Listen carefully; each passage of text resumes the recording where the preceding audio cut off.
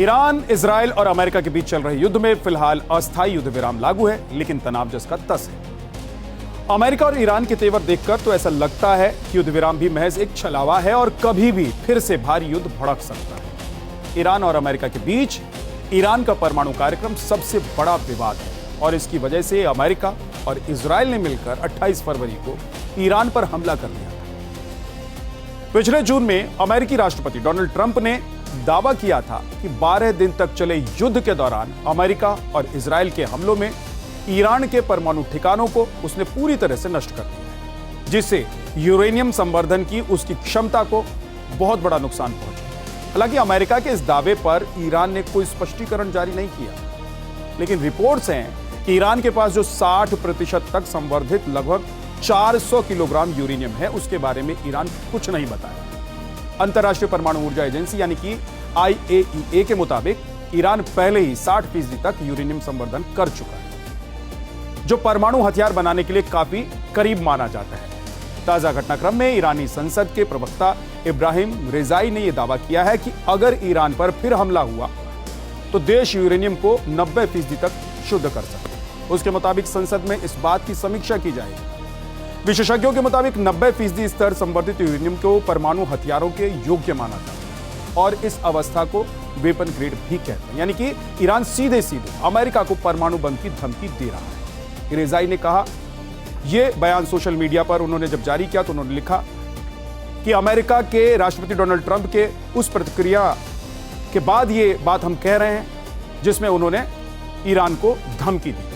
उन्होंने चेतावनी देते हुए कहा कि अगर कोई भी इन परमाणु ठिकानों के पास पहुंचने की कोशिश करेगा तो अमेरिकी सेना उसे तुरंत उड़ा देगी। एक इंटरव्यू में ट्रंप ने कहा कि अमेरिका की स्पेस फोर्स ईरान के परमाणु ठिकानों की निगरानी कर रही है। उन्होंने कहा कि अगर कोई उस जगह के करीब पहुंचा तो हमें तुरंत पता चल जाएगा और हम उसे खत्म कर देंगे। ट्रंप ने दावा किया कि अमेरिकी स्पेस फोर्स इतनी सटीक निगरानी कर सकती है कि किसी भी व्यक्ति का नाम, पता और पहचान तक का अब पता लगा सकते हैं। वहीं ट्रंप ने ईरान के नए परमाणु प्रस्ताव को कचरे का एक टुकड़ा बताते हुए इसे खारिज भी कर दिया। इससे पहले अमेरिका ने ईरान को जो 14 सूत्रीय प्रस्ताव भेजा था, इसके तहत ईरान को कम से कम 12 साल तक यूरेनियम संवर्धन रोकना होगा और अपने पास मौजूद करीब 440 किलो यानी कि 60% एनरिच यूरेनियम अमेरिका को सौंपना। ट्रंप प्रशासन के प्रस्ताव के मुताबिक अगर ईरान ये शर्त मान लेता है तो उसके बदले अमेरिका प्रतिबंधों में ढील, ईरान की फ्रीज की गई अरबों डॉलर की संपत्तियां छोड़ दी जाएंगी। साथ ही ईरानी बंदरगाहों पर लगी नौसैनिक नाकेबंदी को भी हटा दिया।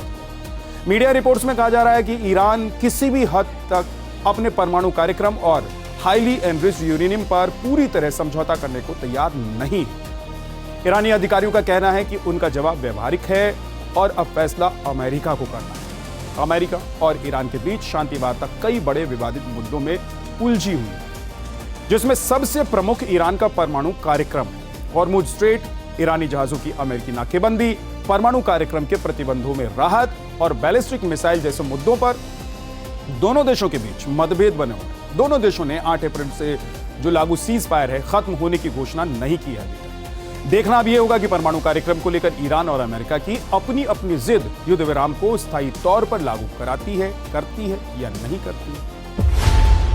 खबरों की रणभूमि में यहां शोर नहीं, सोच लड़ती है। जहां शब्द नहीं, फैक्ट्स वार करते हैं और हर सवाल खोलता है सच की नई परत।